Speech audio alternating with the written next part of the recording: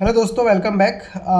अभी आपको एक ऐसा फिनोमेना समझाने वाला हूँ जहाँ पर रिजल्ट अच्छा आने के बाद भी स्टॉक डाउनफॉल दिखाता है। तो वैसी कंपनी है टाइमेक्स ग्रुप, जो कि घड़ी बेचती है आपका। तो कल ही इसका रिजल्ट निकल के आया और सेल्स में आपको लगभग 26% का ग्रोथ देखने के लिए मिल रहा है, जो कि अगर मैं सिर्फ इस नंबर को देखूँ तो बहुत अच्छा नंबर है। अगर मैं नेट प्रॉफिट को देखूँ तो वहाँ पे आपको 164% का ग्रोथ देखने मिल रहा है, मतलब डबल से भी ज़्यादा हो चुका है। लेकिन फिर भी स्टॉक गिरा हुआ है, तो उसका मेन दो रीज़न है। एक रीज़न तो ये है कि कंपनी का वैल्यूएशन थोड़ा महंगा है। बताता हूँ कैसे, बट बहुत ज़्यादा इसमें डिपेंड नहीं करना है। आप यहाँ पे देखिए, कंपनी का जो वैल्यूएशन चल रहा है वो अभी चल रहा है लगभग 46 के प्राइस ट्रेडिंग पे, और कंपनी ग्रोथ कितना दिखा पा रही है 26% पे। लेकिन यहाँ पे अगर आप और अंदर जाके स्टडी करेंगे तो आपको दिखाई देगा कि कंपनी पहले भी इसी रेंज में ग्रो करती थी। मतलब अगर मैं बाकी क्वार्टर को छोड़ूँ, सिर्फ दिसंबर टू दिसंबर देखूँ, तो दिसंबर 2022 में इसका सेल्स था लगभग 84 करोड़ का, और दिसंबर 23 में हो गया 94 करोड़ का। तो ग्रोथ कितना का दिख रहा है आपको? लगभग 11% के आसपास। फिर 23 से 24 में देखूं तो 94 करोड़ से बढ़ के 119 करोड़ का हुआ। यहाँ ग्रोथ कितना दिख रहा है? लगभग आपको शायद यहाँ पे 30% के आसपास ग्रोथ दिख रहा है। और यहाँ पे अगर देखूँ आज 24 के बाद 25 इस क्वार्टर का रिजल्ट अगर देखूँ, तो 119 करोड़ से 150 करोड़ आपका ओनली 26% का ग्रोथ है।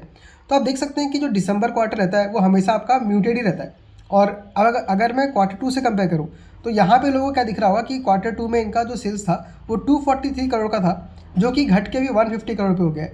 तो ये क्या सिर्फ एक बार ही हुआ ना, पहली बार ऐसा हो चुका है। तो ये हर बार आपको दिखाई देगा। आप 23 से 24 में देखिए, दिसंबर में वहाँ 126 करोड़ से घट के 94 करोड़ हुआ। फिर उसके बाद 2024 में देखिए तो 174 करोड़ से घट के 119 करोड़ पे हुआ।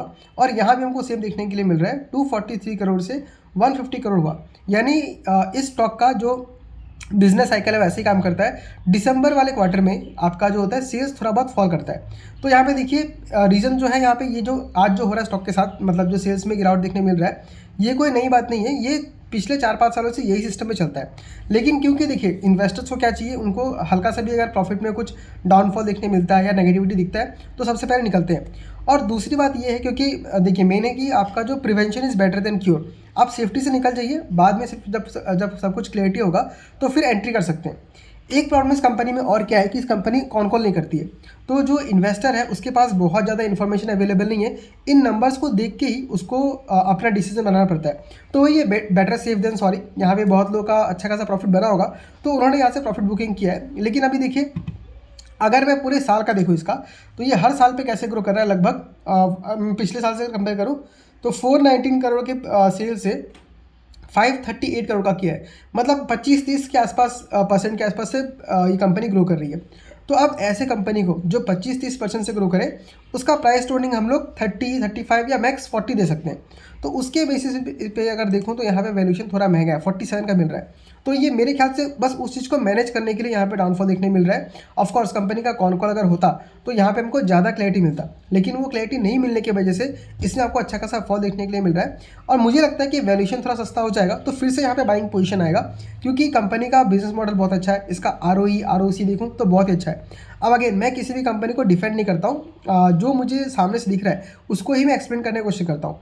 मेरे पोर्टफोलियो में कंपनी है और फिलहाल मुझे बहुत ज़्यादा लॉस तो नहीं हो रहा। आज का फॉल को अगर लेके देखूं तो मेरे मेरे पोर्टफोलियो में लगभग 4% का फॉल दिख रहा है इस स्टॉक में सिर्फ।